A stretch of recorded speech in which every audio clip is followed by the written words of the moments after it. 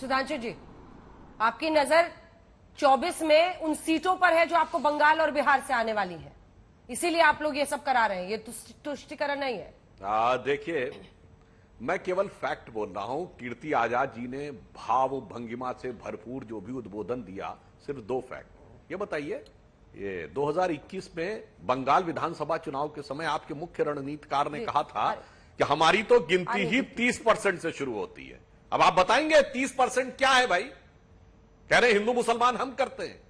बंगाल की प्रबुद्ध जनता और देश की प्रबुद्ध जनता मान्यवर इतनी मूर्ख नहीं है कि यदि आपका मुख्य रणनीतिकार कहे कि हमारी तो काउंटिंग ही 30% से शुरू होती है, फिर आप कहे। अभी देखिए, बिल्कुल लेटेस्ट की बात कर रहा हूं, ममता जी क्या बोली, अगर किसी मुस्लिम के घर पर एक लाइन बोलना चाह रहे हैं, तो मैं बर्दाश्त नहीं करूंगी। क्यों कहा? सुधांशु जी पूरा कीजिएगा, बस एक लाइन, कुछ रिबटल है उनका। क्या कह रहे हैं आप कीर्ति जी? एक लाइन मैं पूरा।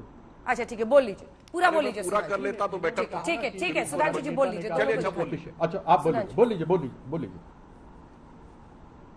मैं सिर्फ 3 ही पॉइंट बोलूंगा, ज्यादा समय नहीं लूंगा। पॉइंट नंबर 2 ये है कि ममता जी ने कहा कि किसी मुस्लिम के घर पर आक्रमण होगा तो मैं बर्दाश्त नहीं करूंगी। क्यों? किसी समाज का नाम लेकर कहना, यह कहना मैं हिंसा बर्दाश्त नहीं करूंगी, यह पर्याप्त था। तीसरा, उन्होंने कहा कि मुसलमान रमजान में कोई गलत काम नहीं करते। मतलब इंप्लाइड हो गया कि रामनवमी में हिंदू गलत कर सकता है, मुसलमान रमजान में गलत नहीं करते। क्यों समाज के 2 पर्वों को लेकर इस प्रकार का बयान देना? और वैसे मैं आपकी नॉलेज के लिए बता दूं कि 16 अगस्त 46 को जो डायरेक्ट एक्शन डे जिन्ना ने किया था, उस समय सबसे ज्यादा बुरा प्रभाव कलकत्ता पड़ा था। रमजान का महीना था और 17वां रोजा था। और जम्मू कश्मीर में भी भारत की सेना सीज फायर करती थी रमजान के पाक महीने में, और उधर से आतंकवादी घटनाएं होती थी। तीसरी बात, सिर्फ तीसरा पॉइंट, आप ही की सरकार है ना जिसमें फरहाद हाकिम जलवाए जलाल से मंत्री हैं, जिनके बारे में मीडिया में आया था कि वो अपनी कॉन्स्टिट्यूएंसी दिखा कहते हैं देखो ये मिनी पाकिस्तान है।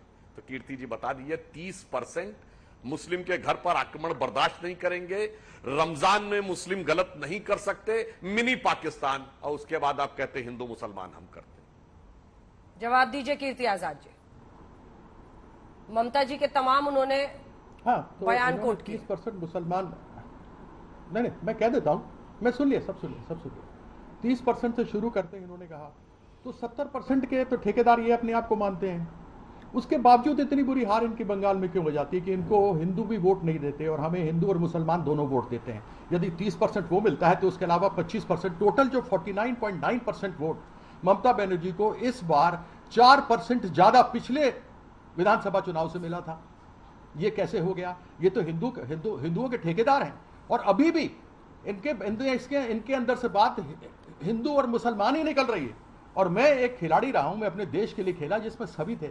सैयद किरमानी मुसलमान थे, बलविंदर सांधू सिख थे, रॉजर बिनी क्रिश्चियन थे। हमने देश के लिए खेला था। हम आपस में वर्ल्ड कप जीतकर 84-83 में लाए, तो हमने ये नहीं कहा कि इसको 4 हिस्से में 4 हम जो लोग हैं इन मजहबों में बांट दो, हमने नहीं ये बात कही थी। तो जब कभी भी ये ठेकेदारी की बात करते हैं ना, तो वो ठेकेदारी इनकी दिल्ली में भी दिख गई, वो ठेकेदारी इनकी तेलंगाना में भी दिख गई, वो ठेकेदारी इनकी हिमाचल में भी दिख गई, वो ठेकेदारी इनको बंगाल में तो बहुत बुरी तरीके से दिख गई। तो ये बताइए ना, 70% के ठेकेदार जो हमको बोलते हैं हम 30% के ठेकेदार हैं, आपकी उस ठेकेदारी का क्या हुआ? वही तो ठेकेदारी आप 2024 में करने का प्रयास कर रहे हैं और बार बार विफल हो रहे हैं। इसलिए आप जिन्ना इन्ना पर मत जाइए। जिन्ना पर जाइएगा तो मैं भी बताना शुरू कर दूंगा 2 नेशन थ्योरी किसने शुरू की थी। जिन्ना के साथ बैठ करके 9 साल पहले इंडियन मुस्लिम लीग में चालू हुआ था, और आपके सावरकर ने जिन्ना के साथ मिलकर 2 नेशन थ्योरी की थी। मुस्लिम लीग के साथ बैठकर डॉक्टर श्यामा प्रसाद मुखर्जी ने सरकार बनाई थी। 1982 का जो आंदोलन, भारत छोड़ो आंदोलन था, उसमें लॉर्ड वेवल थे शायद, उनको लिखा था कि बंद करो इससे, नहीं तो बहुत प्रॉब्लम होगी। तो इन सब चीजों पर न जाएं, अब पे रहें। आप तब पे चले जाते हैं, कृपया अब पे रहें। अपनी 70% ठेकेदारी जो बंगाल में आप दिखा रहे थे, जो हारे हैं, उसके बारे में स्पष्टता से बात कीजिए। मुझे मत बोलिए कि ये आपका स्टेटमेंट, आपकी भी तो स्टेटमेंट है। रामजादे हरामजादे, ये तो है ना आपके लोगों की ही तो स्टेटमेंट है। क्या मतलब हुआ इसका? आप चाहते हैं ना विषमता फैले, देश के गद्दारों को गोली मारो सालों को। किसने कहा? आपने ही कहा ना, आपके ही पार्टी के लोगों ने कहा। तो विषमता आप ही चाहते हैं ना, हम तो नहीं चाहते विषमता। आज अगर हमारे पर अल्पसंख्यक विश्वास करता है और हिंदू उसके साथ हमें जिताता है और हम जीत जाते हैं और आप वैसे ही रह जाते हैं, नतीजा ठन गोपाल आपके लिए रह जाता है, तो उसमें क्या किया जा सकता है? भड़काओ मत सुधांशु, भड़काओ मत भैया मेरे छोटे, भड़काओ मत। देश में आग मत लगाओ, ऐसे मत जीतने का प्रयास करो। महंगाई पे करो, बेरोजगारी पे करो, अपने अन्नदाताओं के ऊपर उनके एमएसपी के बारे में बात करो, तो इन सब चीजों पे बात करो तो अच्छा भी लगता है। भड़काओ मत, भड़काओ मत, मैं हाथ जोड़ रहा हूं, कृपया मत भड़काओ। मैं एक खिलाड़ी हूं, मैं अपने देश की आन बान शान मान मर्यादा के लिए खेला हूं। भड़काओ मत, भड़काओ मत, अच्छी बातें करो। सुधांशु जी एक जवाब, उसके बाद में अजय आलोक जी आ रही हूँ आपके पास। देखिए बस अंजना जी एक भी बिंदु का बिंदुवार उत्तर नहीं दे सके, मगर मैं इनकी बात का जवाब देता हूं। न 30% हमने नहीं कहा था कीर्ति आजाद जी, आपके चुनावी स्टेटस का दे दिया, वही तो सब कुछ। भड़काइए आप नहीं, बात से आप मत बदलिए। 30% उन्होंने बोला, मिनी पाकिस्तान आपके मंत्री ने बोला, हमने नहीं बोला। हिंदू मुसलमान शब्द आपकी मुख्यमंत्री ने बोला, हमने नहीं बोला। और मैं कह रहा हूं भड़काओ की बात नहीं, उसके बाद मुसलमानों को बदनाम मत करो मेरे भाई। मैं पूछना चाहता हूं, ये बताइए जब आप, अरे मैं कह रहा हूं आपको पता हमें कितना वोट मिला? 38%। आपको मिला 48%। अगर आपकी 30% की गिनती मान ली जाए तो आपको 18% मिला, हमें 38% मिला है। आपसे दुगना वोट मिला है अगर आप उस ढंग से बात करने का प्रयास करेंगे मान्यवर। और दूसरा मैं कहना चाहता हूं, हमसे तो बहुत हाथ जोड़ के कह रहे हैं, कभी आप कांग्रेस से और कम्युनिस्ट से कह पाए कि पीरजादा अब्बास सिद्दीकी फुरफुरा शरीफ के गद्दी नशी के साथ गठबंधन करने वाले सांप्रदायिक नहीं है।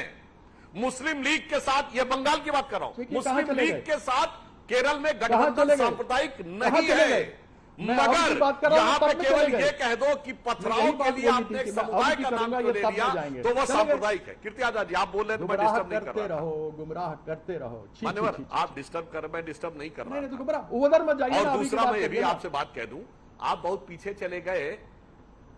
अरे मैंने तो एक हफ्ता पहले का ममता बनर्जी का बयान दिया, क्यों उन्होंने हिंदू मुसलमान बोला, क्यों कहा कि मुस्लिम के ऊपर आक्रमण होगा तो मैं बर्दाश्त नहीं करूंगी। उन्हें कहना चाहिए था किसी पर भी आक्रमण होगा मैं बर्दाश्त नहीं करूंगी। क्यों बोला बताइए? क्यों उन्होंने कहा कि रमजान में मुस्लिम गलत नहीं कर सकते? उन्हें या तो कोई नाम नहीं लेना चाहिए था, या कहते रामनवमी में हिंदू भी गलत नहीं कर सकते। पेश कर रहे हैं। अच्छा आप बताइए ना, कोई मुसलमान शब्द का क्यों प्रयोग किया? देखिए आप बोल रहे हैं उसको पूरा करने दीजिए। करते हैं लोगों को। कीर्ति जी आपके बीच में किसी ने नहीं बोला, please sir. Kirti Azad ji, sir आपके बीच में कोई नहीं बोल रहा था, आप अपने टर्न पे बोलिए तो बेटर रहेगा। अब मैं एक गंभीर बात कहना चाहता हूं, जो कीर्ति आजाद जी नहीं, तृणमूल कांग्रेस नहीं, सभी के लिए कहना चाहता हूं। मैं पूछना चाहता हूं, ये जितने भी सेकुलरिज्म के सूरमा बैठे हुए हैं, मैं इनसे हाथ जोड़ के कहता हूं मुस्लिम समाज का नुकसान मत करो। बताइए वीर अब्दुल हमीद की शहादत की 50वीं वर्षगांठ में कौन गया था? 2015 में कौन गया था? सेकुलरिज्म का सूरमा दिखाए अपना photo. Doctor APJ Abdul Kalam के नमाज़े जनाजा में कौन गया था? दिखाए अपना फोटो। ये बताइए उस्ताद बिस्मिल्लाह खां को भारत रत्न अटल जी की सरकार में 2001 में मिला, क्यों नहीं मिला 54 साल तक? मैं पूछना चाहता हूं, दिखाए अपना फोटो। देशभक्त मुस्लिमों के साथ नहीं खड़े होंगे। उत्तर प्रदेश के आजमगढ़ में बताइए कौन सेकुलरिज्म का सूरमा गया देश के पहले गैलेंट्री अवार्ड में ब्रिगेडियर मोहम्मद उस्मान के घर पे? बताइए मुझे, दिखाइए। अलाउद्दीन खिलजी के नाम के ऊपर छाती पीटते मलिक मोहम्मद जायसी, जिसने पद्मावत लिख के अलाउद्दीन खिलजी को लिखा ये विलन था, उसके घर पे कौन गया? दिखाइए। आतंकवादियों आरोपियों के घर पे आप लोगों की लाइन लगी हुई फोटो है। मैंने जो बातें कही हैं कीर्ति आजाद जी, इतनी आसानी से आप लोग नहीं जा सकते। मत करो ये कि सिर्फ अपराधी और आतंकवादियों के साथ मुसलमानों को मत जोड़िए।